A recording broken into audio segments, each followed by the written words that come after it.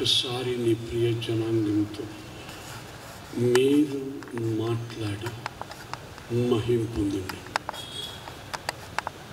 యేసు నామమున అడుగుచున్నాం తండ్రి, ఆమేన్. మరొకసారి నేను దేవాది దేవునికి స్తోత్రాలు చెల్లిస్తున్నా.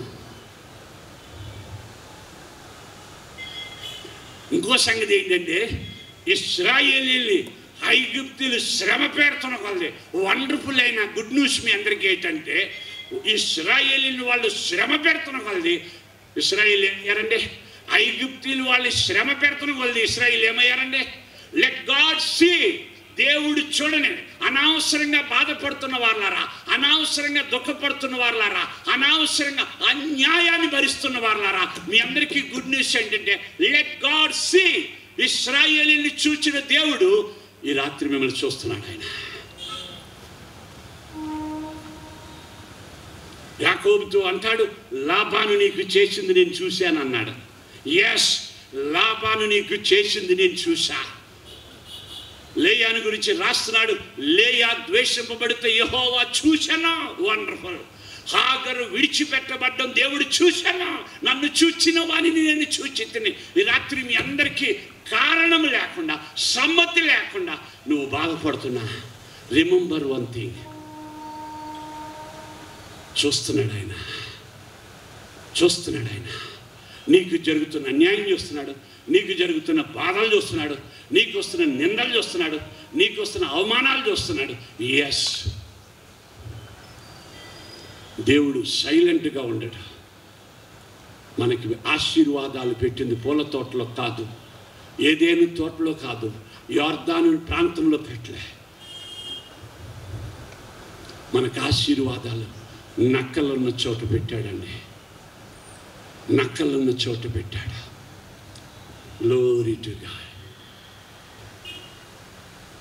అయితే దేవుడు నమ్మకమైనాడు.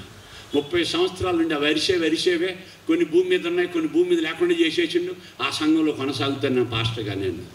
హల్లెలూయా చెప్తామా? ఎన్ని సంవత్సరాలు అయినా? 30 సంవత్సరాలు. 30 సంవత్సరాలు అయింది. పాస్టర్ గారు సాలెంరాజు గారు వింటున్నారు కదా అయ్యా. హల్లెలూయా, వండర్ఫుల్గా.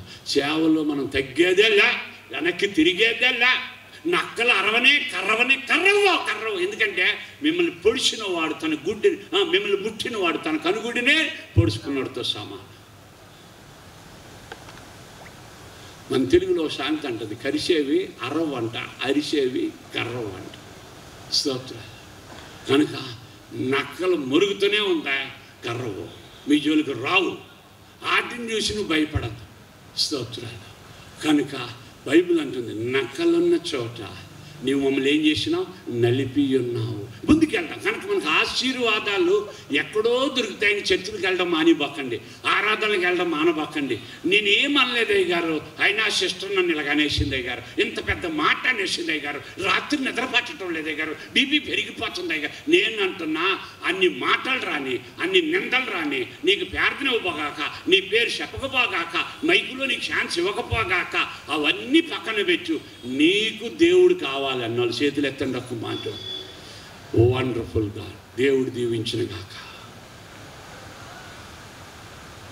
ఆశీర్వదింపబడేదనండి. మీ అందరికి గుడ్ న్యూస్ ఏంటంటే, మీకు మన దేవుడు అబద్ధం ఆడడు. ఇవ్వాలనుకున్నాడు, ఇచ్చే తీరుతాడు ఆయన. ఎవరు దాన్ని ఆపలేరు. ఇదిగో నీ ఎదుట తలుపు తెరిచి ఉన్నాను. ప్రకటన గ్రంథం అంటాడు, ఇదిగో నీ ఎదుట నేను తలుపు తెరిచున్నాను, ఎవడను దానిని వేయనేరడు. No one can shut the door that I have open for you. Wonder. నీకివ్వాలన్న ఆశీర్వాదం నీదే, నీకివ్వాలన్న అభివృద్ధి నీదే, నీకివ్వాలన్న దీవెన నీదే. No one can take away from you. మురిగేవనండి, అరిసేవి అరవనీయండి, కర్రవో ఏం చేయలే. స్తోత్రాలు.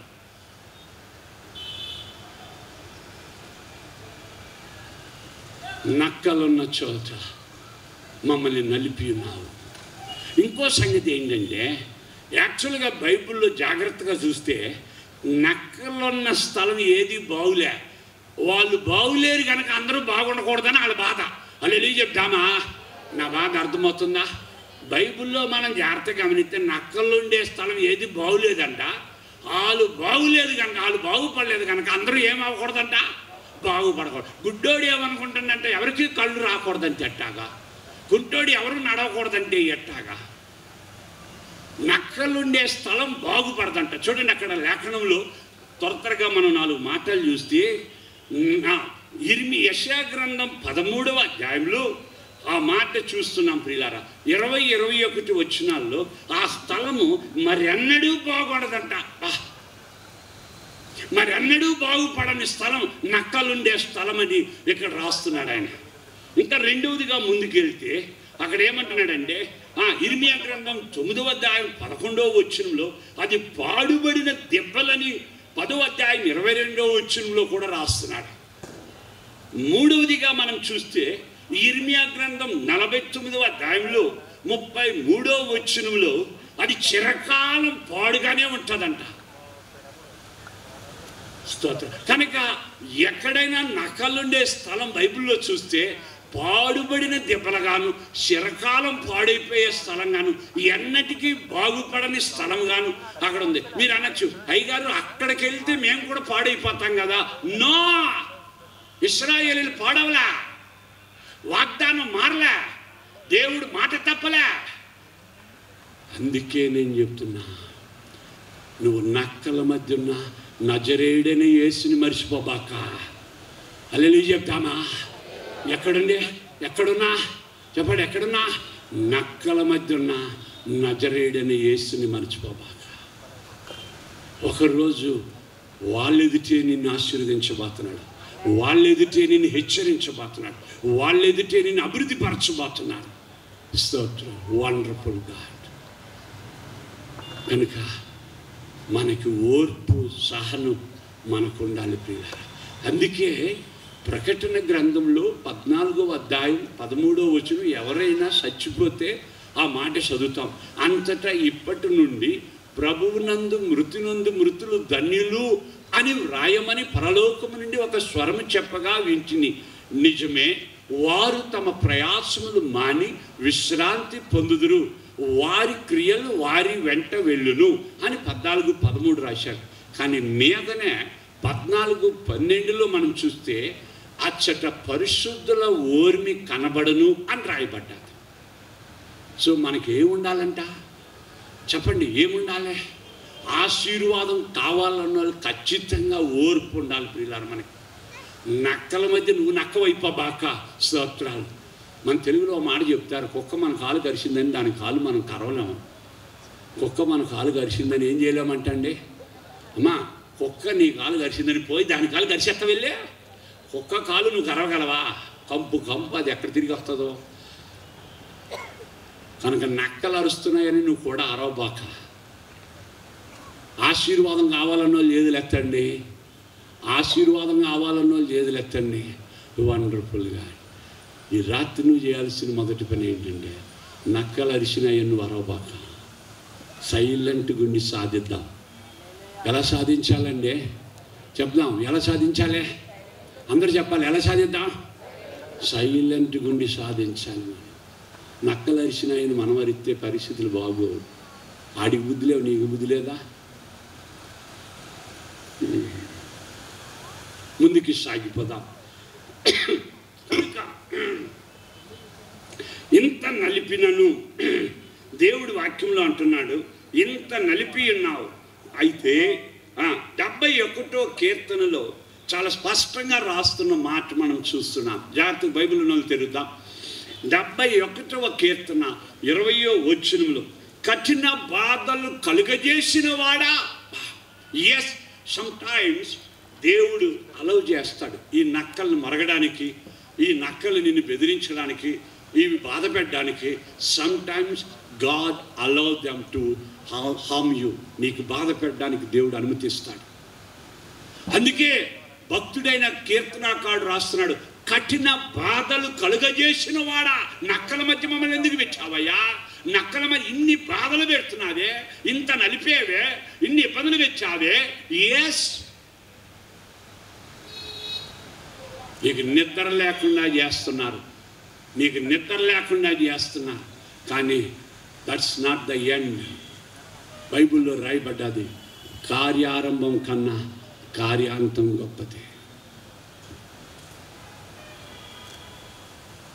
కార్యారంభం కన్నా కార్యాంతం గొప్పది. ఒక సహోదరి ఆ మధ్య సాక్ష్యం చెప్పడంగా నేనే ఆ ఇల్లు ఓపెన్ చేయడం జరిగింది. భర్త తాగుబోతు, కొడుకు తాగుబోతాయి, ఇంట్లోనే 24 గంటలు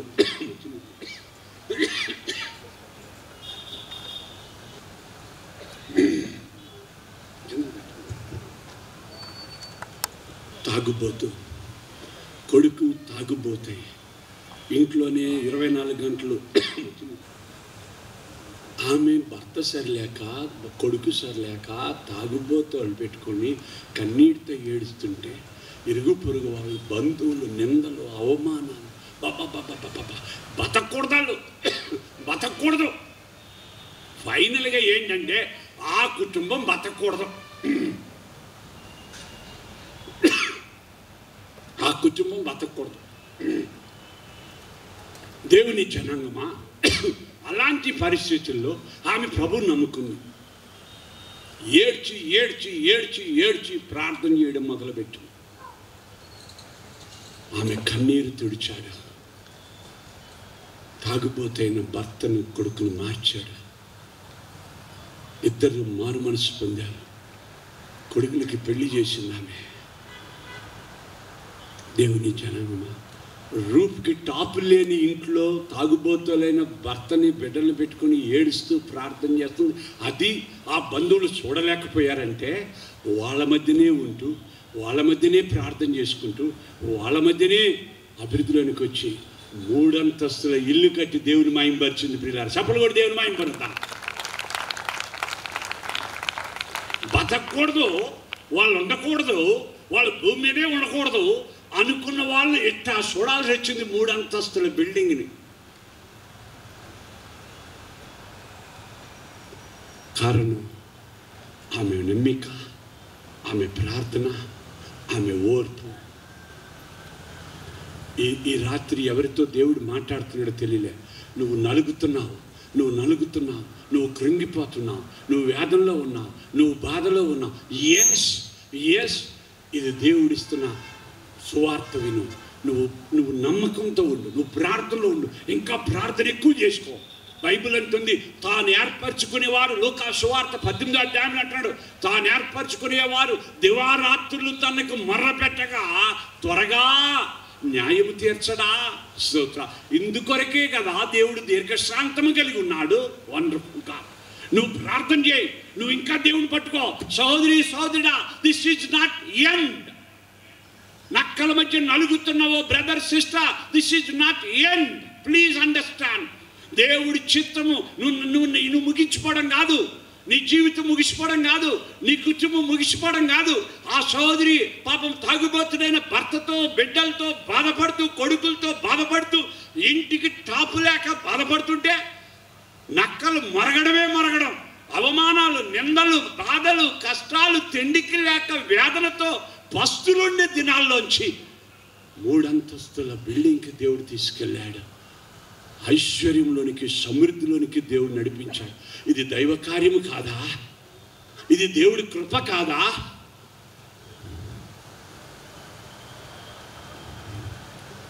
ఆశీర్వాదాలు నీ బాధల మధ్య ఉన్నాయి. ఆశీర్వాదాలు నీ బాధల మధ్య ఉన్నాయి, నీ వేదనల మధ్య ఉన్నాయి. ఇంకో సంగతి చెప్తా. ఈ ఐగుప్తీలు ఇంత చిత్రహింసలు పెట్టి వాళ్ళు బాధలు పెడుతున్నా, జాగ్రత్తగానండి, వాళ్ళు అన్ని బాధలు పెడుతున్నా చివరి వరకు, అంటే అరణ్యంలో ఇశ్రాయేలీలు చచ్చిపోయేంత వరకు వాళ్ళ నోట వచ్చింది పాలు తేనెలు ప్రపంచ దేశం రాలే, వాగ్దాన దేశం రాలే. వాళ్ళ నోట వచ్చింది మరలా ఏమొచ్చింది తెలుసా? ఐగుప్తు అనుకునే చచ్చిపోయింది వాళ్ళు పాపం. ఇందులో తమాషా ఏంటంటే ప్రియులారా, మీరు బాగా అర్థం చేసుకోండి. ఇందులో తమాషా ఏంటంటే, ఒక పక్క కొరడాలతో కొడుతున్నారు, ఒక పక్క వెట్టి చాకరీ చేయించుకుంటున్నారు, ఒక పక్క శ్రమ పెడుతున్నారు, మరో పక్క పొయ్యిల మీద కుండల్లో మాంసము ఉడుకుతుంటాను కానీ తింటున్న రాళ్ళు. అబ్బా, మరో పక్క ఇటు పక్క కొడుతున్నారు, అటు పక్క ఫ్రీగా చేపలు ఇస్తూ ఉంటారు, ఫ్రీగా ఎర్రగడ్డలు ఇస్తున్నారు, తెల్లగడ్డలు ఇస్తున్నారు. అబ్బాబాబాబాబా, మీలో కూడా చాలామందికి తెలుసు, మీ భర్త తాగుతూనే నీకు బిర్యానీ ప్యాకెట్ తెస్తుంటాడు. పాపం ఎంత మంచోడు కదా. ఇంటికి వచ్చే 4 దెబ్బలు కొడతాడు, బిర్యానీ ప్యాకెట్ పెట్టేస్తాడు నీకు. అందుకే నువ్వు వదలవాళ్ళే అదే చెప్తామా. అయ్యా కొట్టినారు కానీ మంచి ముక్కలు పెట్టినారు అయ్య గారు, మంచి బిర్యానీ తెస్తాడు. మా భర్త చాలా మంచోడు అయ్య గారు, వచ్చినప్పుడు ఖాళీగా రాడయ్య గారు. నేను 40 రోజులు ఉపవాసం ఉంటే ఇంత 2 లీటర్ల జ్యూస్ ప్యాకెట్ ఊగుకొనే తెస్తాడు అయ్య గారు. అబ్బా, స్తోత్రం. ఎంత మంచోడు అయ్య గారు మా ఆయన. తాగినాడు కానీ అబ్బా, 40 రోజులు ఉపవాస పెడతానికి 40 రెళ్ళు 80 లీటర్ల జ్యూస్ తాగుతా ఉంటే నాకు ఆకలిస్తుందా రాత్రి వరకు.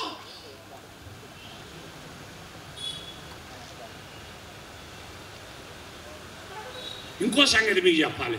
ఇప్పుడు శ్రమ పడుతున్నాళ్ళు కానీ, హింసలు పడుతున్నాళ్ళు కానీ, నిందలు పడుతున్నాళ్ళు, నక్కలు చాలా మంచివి కదా. తిట్టిన అడిగి మురిగినా నీకు మాంసం పెడుతుండ్రు కదా. స్తోత్రాలు. ఇక్కడ ఎవరైనా వారం రోజులు తిండి మానేసిన వాళ్ళు ఉన్నారా చూడండి. నాకు మరి బాధగా ఉంది అయ్య గారు, నిద్ర పట్టడం లేదు అయ్య గారు అంటారు. నువ్వు 120 కేజీలు 150 కేజీలు తెట్టాగా. అప్పుడు నీకు ఎంత సమృద్ధిగా దేవుడు పెడుతున్నాడు, అప్పుడు నీకేం తక్కువ చేస్తున్నాడు దేవుడు. ఈ బాధల మధ్య నువ్వు అందుకే వాళ్ళు ఐగుప్తు అంటున్నారు. రండిరా, మిమ్మల్ని అందరినీ పాలు తేళ్ల ప్రపంచ దేశానికి తీసుకెళ్తా. రెండయ్యా, మిమ్మల్ని అందరినీ రాజుల వంశంగా, యాజకుల వంశంగా, మిమ్మల్ని రాణులుగా పెడతా. వాగ్దాన దేశంలో మీరు స్వతంత్రించుకుందరు కానీ రండి అంటే మేము ఐగుప్తుకి వెళ్ళిపోతాం. మాకు అక్కడ ఎర్రగడ్డలు జ్ఞాపకం వస్తున్నాయి, చేపలు జ్ఞాపకంగా వస్తున్నాయి, తెల్లగడ్డలు జ్ఞాపకంకి వస్తున్నాయి, పొయ్యిల మీద ఉడుకుతున్న ముఖలే మాకు జ్ఞాపకం వస్తున్నాయి. కొట్టినారు కానీ మాంసం వేడివేడిగా ఉస్సు అని ఊదుకునే మాంసం తినేసేవాళ్ళం. వారం రోజులు తిండి మానేసి నన్ను చేతులు ఎత్తండి. ఈ ఈఎస్టీ వాళ్ళు ఎవరిని హెల్ప్ చేస్తారేమో చూస్తా.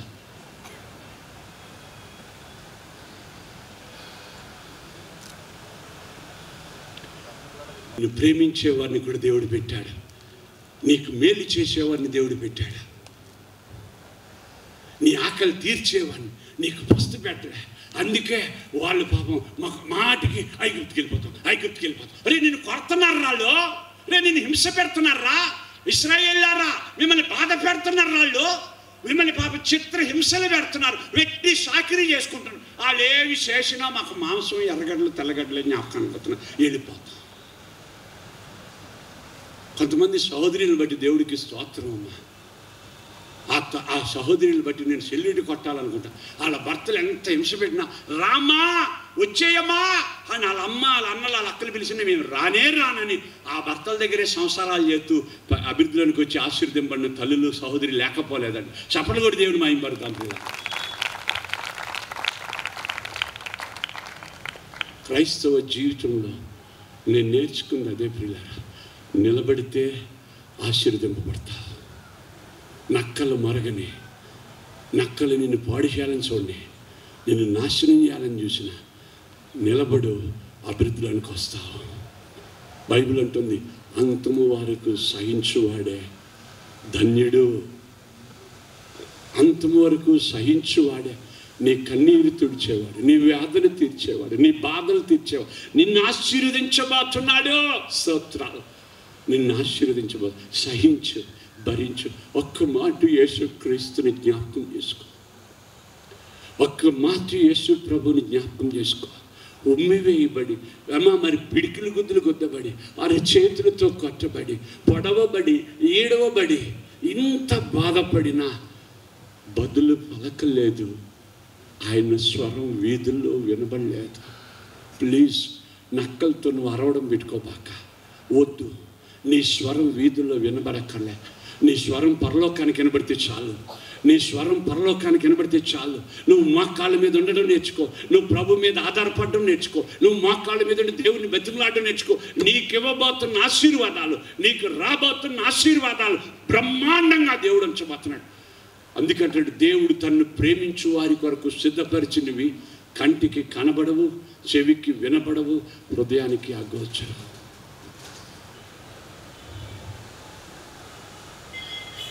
ఇంకో సంగతి ఏంటంటే, ఇశ్రాయేలీల్ని ఐగుప్తులు శ్రమ పెడుతున్న కొలది వండర్ఫుల్ అయిన గుడ్ న్యూస్ మీ అందరికీ ఏంటంటే, ఇశ్రాయేలీని వాళ్ళు శ్రమ పెడుతున్న కొలది ఇశ్రాయేల్ ఏమయ్యారండి? ఐగుప్తులు వాళ్ళు శ్రమ పెడుతున్న కొలది ఇశ్రాయేల్ ఏమయ్యారండి? లెట్ గాడ్ సీ, దేవుడు చూడని. అనవసరంగా బాధపడుతున్న వాళ్ళారా, అనవసరంగా దుఃఖపడుతున్న వాళ్ళారా, అనవసరంగా అన్యాయాన్ని భరిస్తున్న వాళ్ళారా, మీ అందరికీ గుడ్ న్యూస్ ఏంటంటే, లెట్ గాడ్ సీ. ఇశ్రాయేలీని చూచిన దేవుడు ఈ రాత్రి మిమ్మల్ని చూస్తున్నాడు. ఆయన యాకోబుతో అంటాడు, లాబాను నీకు చేసింది నేను చూశాను అన్నాడు. ఎస్, లాబాను నీకు చేసింది నేను చూశా. లేయాను గురించి రాస్తున్నాడు, లేయా ద్వేషింపబడితే యెహోవా చూశాను. వండర్ఫుల్. హాగరు విడిచిపెట్టబడ్డం దేవుడు చూశాను. నన్ను చూచిన వాడిని నేను చూచితిని. ఈ రాత్రి మీ అందరికీ కారణం లేకుండా, సమ్మతి లేకుండా నువ్వు బాధపడుతున్నా, రిమెంబర్ వన్ థింగ్, చూస్తున్నాడు ఆయన, చూస్తున్నాడు ఆయన. నీకు జరుగుతున్న అన్యాయం చూస్తున్నాడు, నీకు జరుగుతున్న బాధలు చూస్తున్నాడు, నీకు వస్తున్న నిందలు చూస్తున్నాడు, నీకు వస్తున్న అవమానాలు చూస్తున్నాడు. ఎస్, దేవుడు సైలెంట్గా ఉండడు. మనకి ఆశీర్వాదాలు పెట్టింది పూల తోటలో కాదు, ఏదేను తోటలో కాదు, యొర్దాను ప్రాంతంలో పెట్టలే. మనకు ఆశీర్వాదాలు నక్కలున్న చోట పెట్టాడండి, నక్కలున్న చోట పెట్టాడు. నలుగుతున్నాడు. ఇశ్రాయేలీలు సంబంధం లేకుండా ఐగుప్తీయులు రెచ్చిపోయారు. యేసు ప్రభు మీద సంబంధం లేకుండా హేరోదు చంపాలనుకున్నాడు. ఆ నక్కతో ఎలాగూ చెప్పుడే, అయ్యా నా త్రోవని నేను వెళ్ళిపోవాలయ్యా, నా మిస్సును వేరే అయ్యా. సోదరి సోదరుడా, నీ పట్ల దేవుడికున్న సంకల్పం గొప్పది, నీకున్న గొప్ప ఉద్దేశం దేవుడు నెరవేర్చబోతున్నాడు. ఏడుద్దాం. మా కోసం, మా స్థానంలో, మాకు ముందుగా సెలువు మీద వేలాడు శ్రమలు, కష్టాలు, సిలువ వేయము, సిలువ వేయము అని సంబంధం లేని అందరూ అరిచారు. తండ్రి, వీరేమి చేయించున్నారో వీరు ఎరుగరు. వీళ్ళకి సంబంధం లేని వాళ్ళు అరుస్తూ ఉంటే నువ్వు ప్రార్థన చేసి, అనేక మంది మా జీవితాలలో సంబంధం లేని వాళ్ళంతా తెలియని వాళ్ళు కూడా వచ్చి ప్రభు శ్రమలు, కష్టాలు కలుగజేస్తూ ఉంటే, యేసు వాటి మధ్య, వారి మధ్య మమ్మల్ని ఆశీర్వదించబోతున్నా, మమ్మల్ని దీవించబోతున్నా. ఇదిగో లేచి నిలబడిన ఒక్కొక్క సహోదరి సహోదరుడి జీవితంలో నీ ఆశీర్వాదాలు చూడనివ్వండి నాయన. వారి పట్ల నువ్వు దాచించిన మేళ్ళు వాళ్ళు పొందుకోనివ్వండి నాయన. నీ గొప్ప సంకల్పాలు నెరవేరని, నీ ప్రగాఢమైన ఉద్దేశాలు నెరవేరని. యేసు యేసు యేసు ఇశ్రాయేలీయుల్ని ఐగుప్తీయులు శ్రమ పెడుతున్న కొలది అభివృద్ధిలోనికి వచ్చారయ్యా. నీ ప్లాన్ వేరే. ఎందుకోసం నువ్వు ఐగుప్తికి తీసుకెళ్ళావు? ఆ బాధల మధ్య, కష్టాల మధ్య, హింసల మధ్య, ప్రభువా ఆ వ్యక్తి చాకిరీ మధ్య, ఆ కొరడా దెబ్బల మధ్య వాళ్ళు నైనా ఇసుక రేణువులంతగా విస్తరించారు, ఆకాశ నక్షత్రముల వలె విస్తరించారు. సొలొమోను అంటాడు, నాయన భూమి యొక్క ధూళి ఎంత విస్తారంగా వారు అభివృద్ధికి వచ్చారు. వా, మమ్మల్ని నువ్వు దీవించబోతున్నావయ్యా, మమ్మల్ని నువ్వు ఆశీర్వదించబోతున్నావయ్యా. అందుకే అందుకే అందుకే ఈ శ్రమలు, కొంచెము కాలం ఈ శ్రమలు సహించే నాయన ధైర్యం మాకు ఇవ్వా, ప్రార్థన జీవితం మాకు ఇవ్వా, కన్నీటి ప్రార్థన మాకు ఇవ్వా. ఇన్ని బాధలు మాకు వచ్చినా మేము నిన్ను విడవలేదు. విడవక పట్టుకునే మనసు నాయన, నీతో నడిచే మనసు నిలబడిన బిడ్డలందరికీ దయచేయండి. వేదిక ముందున్న మీ సేవకులందరినీ పెద్దలు దీవించాలి. యేసు నామమున అడుగుచున్నాం తండ్రి, ఆమేన్. కూర్చున్నాం. క్రీస్తునందు ప్రియ దేవుని జనాంగం, చాలామంది ఈ టీవీలలో వర్తమానాలు విని మా కార్యక్రమాల గురించి ప్రత్యేకంగా ఫోనుల్లో చూడాలని ఇష్టపడుతూ ఉన్నారు. ఈ రోజుల్లో అందరికీ స్మార్ట్ ఫోన్లు వచ్చినాయి కనుక అందరూ కూడా మరి స్మార్ట్ ఫోన్లలో వారి ప్రయాణాల్లో కానీ, వారి తీరిక సమయాల్లో కానీ, ఆఫీసుల్లో కానీ ఈ వర్తమానాలు వినాలని ఎంతగానో ఆశపడుతూ ఉన్నారు. వారందరిని బట్టి నేను ప్రభువుకి స్తోత్రాలు చెల్లిస్తూ ఉన్నా. ప్రియ దేవుని జనాంగమా, దయచేసి మీరు వినండి. మీ స్నేహితులకి, ఇరుగు పొరుగు వారికి, తెలిసిన వారికి కూడా పరిచయం చేయండి. యూట్యూబ్లో మీరు రెవరెండ్ డాక్టర్ కేజే కామేశ్వరరావు అని మీరు నా పేరు కొడితేనే వర్తమానాలు వస్తాయి. Reverend doctor K J Kameswararao Telugu sermons అని కొడితే వస్తాయి. దయచేసి మీరు ఆ వర్తమానాన్ని చూడవచ్చని ప్రేమతో తెలియజేస్తూ ఉన్నాం. ఇందులో డైరెక్ట్గా మేము సిద్ధపరిచి పంపించినవి కొన్ని ఉన్నాయి. కొన్ని టీవీ వారే ప్రత్యేకంగా, మరి శుభవార్త టీవీ వారు, రక్షణ టీవీ వారు, అలాగే మరి కొంతమంది సంఘాలు కూడా మరి యూట్యూబ్లో నా వర్తమానాలు అప్లోడ్ చేసి ఉన్నాయి.